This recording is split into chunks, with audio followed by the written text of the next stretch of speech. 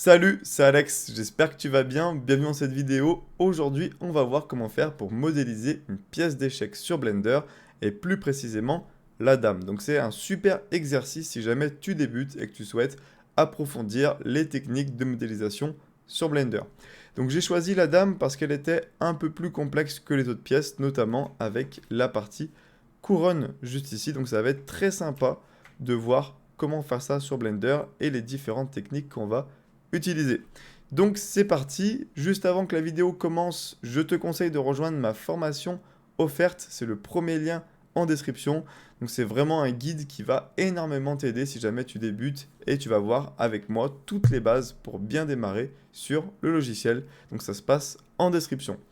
Donc on va créer un nouveau projet, je vais cliquer sur File New. Et ce qu'on va venir faire, c'est qu'on va venir supprimer la caméra et supprimer ici la lampe. On va ensuite se mettre sur une vue de côté, on va cliquer sur le petit X juste ici. Tu peux également utiliser la touche 3 du pavé numérique. Et on va venir ajouter une image de référence. Donc je te mets en description un lien pour télécharger la même image que moi. Mais après, tu peux très bien mettre l'image que tu veux, ça marchera également, tant que c'est une photo qui est prise vraiment sur le côté au niveau de ta pièce d'échec. Donc on va faire Shift plus A, on va aller ici dans Image et on va cliquer sur Référence. On va ensuite chercher notre image sur l'ordinateur. Donc moi, c'est cette image juste ici. Je la sélectionne en faisant un clic gauche. Je vais ici dans le petit logo image et je coche opacité et je mets sur 0.5. Ensuite, on va venir sélectionner le cube juste ici. On va passer en mode Edit en cliquant juste là ou avec la touche Tab. Et on va faire clic droit, Merge Vertices, at Center. Ça va transformer notre cube en un seul petit point, comme vous pouvez le voir juste ici. Et grâce à ce point, on va venir dessiner en 2D notre pièce d'échec, qu'on va ensuite, grâce à un modifieur, transformer en 3D. Donc c'est vraiment très sympa, et c'est une autre approche de modélisation que le tuto que je vous avais fait par exemple sur le verre. Si jamais vous ne l'avez pas vu, je vous conseille d'ailleurs d'aller le voir parce que vous allez voir justement d'autres techniques de modélisation. Donc on a notre point qui est juste là, on va venir le placer en bas.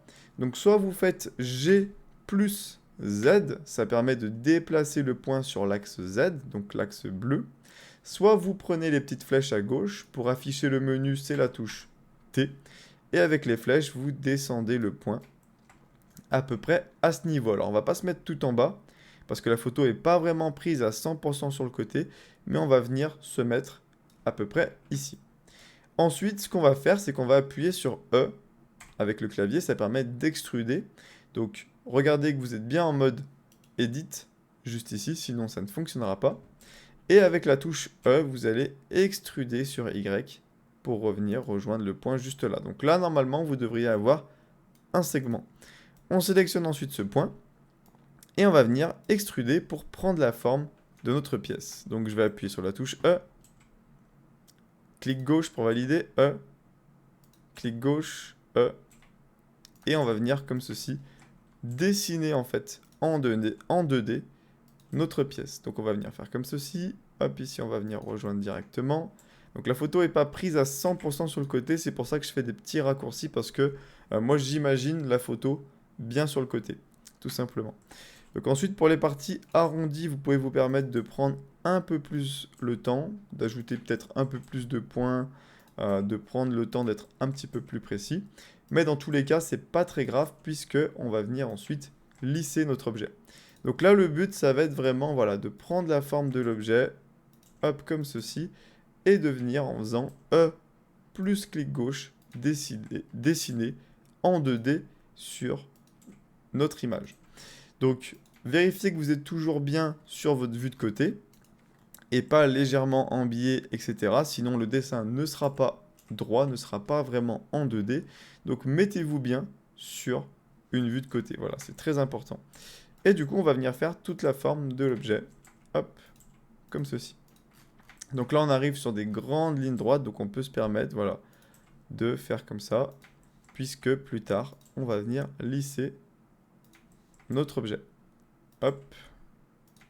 Donc ce que je vous propose, comme c'est un petit peu répétitif, ce qu'on va faire, c'est qu'on va se retrouver, je vais faire un petit timelapse, quand je serai arrivé au niveau de la couronne ici. On va voir comment on va procéder pour faire ça. Du coup, je vous dis à tout de suite.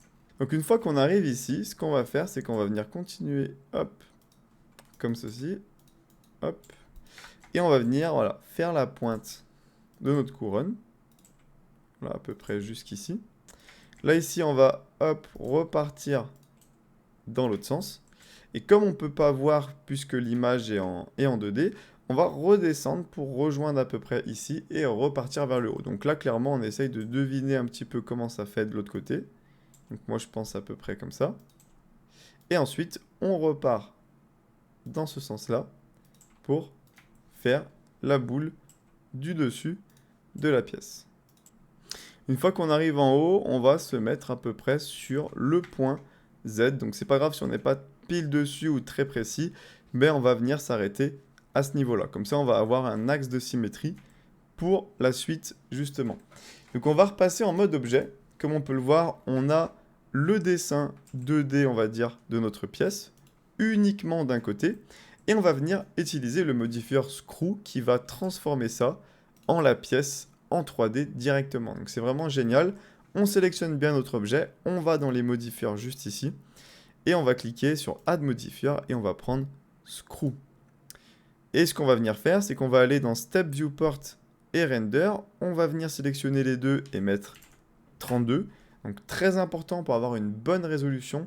En fait, ça va être le nombre de découpes verticales qu'on va avoir. Donc plus on en aura, plus on aura une résolution élevée, et mieux ce sera pour pouvoir gérer justement du détail comme la couronne ici. Donc ça, très important. Ensuite, on va cliquer sur Merge. Ça évite justement d'avoir des doublons. Quand vous avez un point de symétrie, vous avez des points qui vont justement se superposer. Donc ça va permettre de les joindre pour faire qu'un seul point quand il y a des doublons. Ensuite, on va cliquer sur Normals ici et on va cliquer sur Calculate Order. Très important, ça évite pas mal de problèmes par la suite.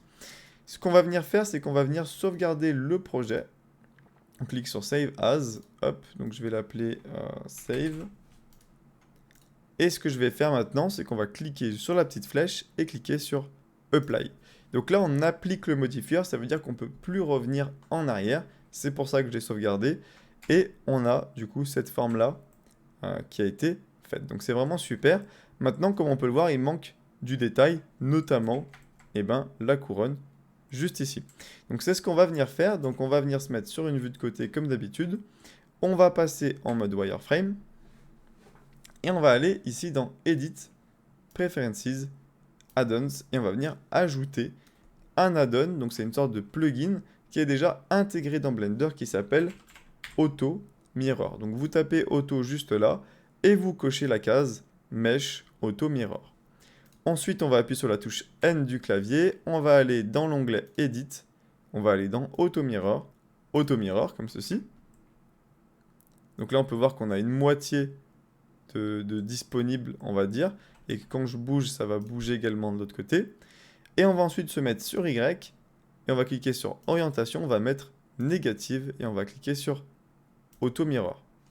Comme on peut le voir, on a accès maintenant qu'à un seul côté, ce côté. Et quand je modifie ce côté, ça va modifier les 4 en même temps. Donc là, le but, ça va être de faire le travail qu'une seule fois d'un côté, et ça va répéter justement le motif de la couronne sur les autres côtés, pour avoir quelque chose de parfait, mais également pour gagner du temps. Et comme on est sur un objet qui est symétrique, autant utiliser ça à notre avantage, entre guillemets.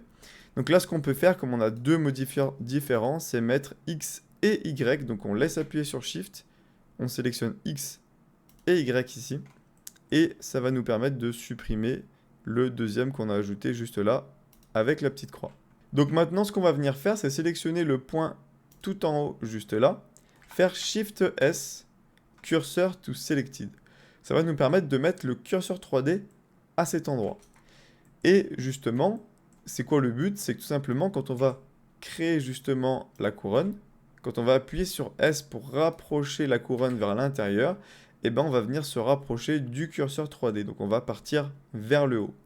Donc ici, on va cliquer là, et on va venir mettre 3D Cursor. Et maintenant, quand j'appuie sur S, comme tu peux le voir, ça va venir me rapprocher vers le curseur. Donc c'est exactement ce qu'on a besoin. Ce qu'on va venir faire pour la couronne, c'est qu'on va sélectionner à peu près les points qui sont là. On va venir en sauter 2 à peu près. Et ensuite, recommencer juste là.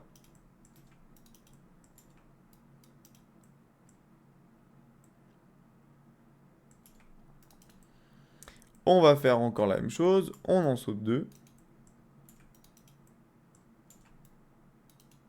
Et voilà.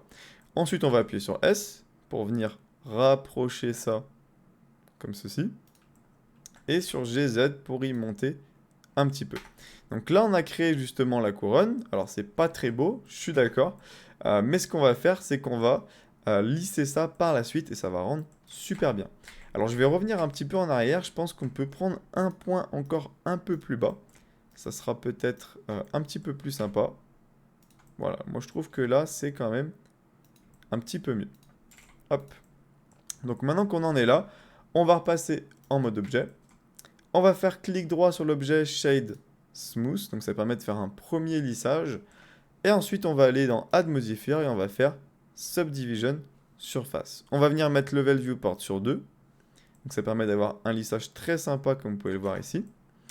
Et on n'hésite pas, du coup, vu qu'on a fait le lissage, à repasser en mode Edit et refaire un S pour accentuer justement le motif comme ceci. Voilà.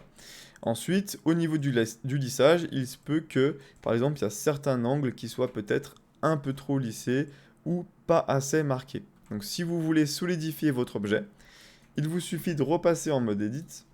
Et par exemple, si je veux solidifier cette partie-là, je fais CTRL R pour ajouter ce qu'on appelle un loop cut. On bouge la souris pour essayer de se mettre à l'horizontale. Et comme ceci, on va venir solidifier justement les angles de l'objet. Comme ça, on peut avoir un angle beaucoup plus hard et là, quelque chose de beaucoup plus smooth. Donc, vous pouvez vraiment créer des parties plus lisses, des parties plus avec des angles un peu plus marqués comme ceci. Donc là, je trouve que c'est pas mal. Ensuite, ici, c'est un petit peu marqué, mais on peut peut-être ajouter un tout petit peu. Pareil également là. Un peu plus léger ici, on va dire. Voilà, donc là, on marque un petit peu mieux les arêtes. En haut, c'est plutôt pas mal. Ici, peut-être, on va en mettre un en bas et un juste au-dessus. Voilà. Ici, pareil. Hop. Et donc, voilà pour la modélisation de notre pièce d'échec. Donc après, vous n'avez plus qu'à mettre un matériau dessus. Donc, par exemple, j'ai un petit add-on pour acheter des matériaux qui s'appelle Materialic. N'hésitez pas à aller voir ma vidéo sur le sujet. Et je vais mettre par exemple un matériau de marbre. Hop, comme celui-là par exemple. Directement dessus. Et voilà un petit peu le résultat. Donc voilà pour cette vidéo, j'espère qu'elle t'a plu et j'espère surtout que tu es arrivé à refaire la même chose que moi. N'hésite pas à me poser tes questions en commentaire et également à liker la vidéo et à t'abonner si jamais ça t'a plu parce que ça m'aide énormément. Donc voilà, c'était Alex et je te dis à très bientôt pour de prochaines vidéos. Ciao!